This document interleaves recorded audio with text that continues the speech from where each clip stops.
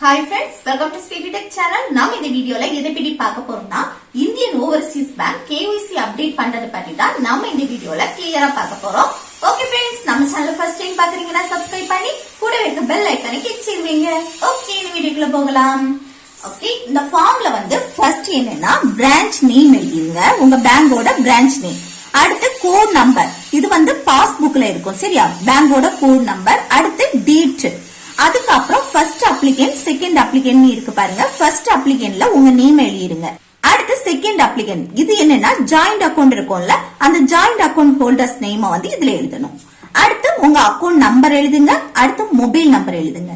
அதுக்கப்புறம் என்னன்னா நம்ம இப்ப KYC அப்டேட் பண்றதுக்கு இல்ல ஃபர்ஸ்ட் ஒன் இந்த காலத்தை மட்டும் டிக் பண்ணணும். டிக் பண்ணிட்டு இதுல வந்து நம்ம வந்து ஐடி ப்ரூஃபுக்கு சப்மிட் பண்ணுவோம் documents, PAN card, Aadhaar card, driving licence, passport, voter ID, NREG job card, இந்த மாதிரி நம்ம இதுல ஏதாவது ஒண்ணு சப்மிட் பண்ணுவோம். இல்ல வந்து நான் ஆதார் கார்டே நான் செலக்ட் பண்றேன். ஆதார் கார்டை செலக்ட் பண்ண இந்த டாக்குமெண்ட் நம்பர் இருக்குல்ல, இதுல வந்து உங்க ஆதார் நம்பரை வந்து எழுதிருங்க. அதுக்கு அடுத்து கூடவே ஆதார் ஜெராக்ஸும் சப்மிட் பண்ணணும். அடுத்து ஒரிஜினலும் வச்சிருக்கணும் சரியா. அதுக்கு அடுத்து என்னன்னா இந்த இஷ்யூ டேட் இதெல்லாம் தேவை கிடையாது. அதுக்கப்புறம் என்னன்னா பேன் கார்டும் வச்சிருங்க கையில சரியா. அதுக்கப்புறம் லாஸ்ட் இந்த ஃபார்ம்ல வந்து இதுல 3 பாக்ஸ் இருக்கு. அதுல ஃபர்ஸ்ட் பாக்ஸ்ல வந்து உங்க சைனை போட்டுருங்க. இவ்வளவுதான் KYC அப்டேட் பண்றதுக்கு. இவ்வளவு நீங்க வந்து உங்க டாக்குமெண்ட்ஸ் இந்த ஃபார்மும் ஃபில் பண்ணி கொடுத்தா போதும்.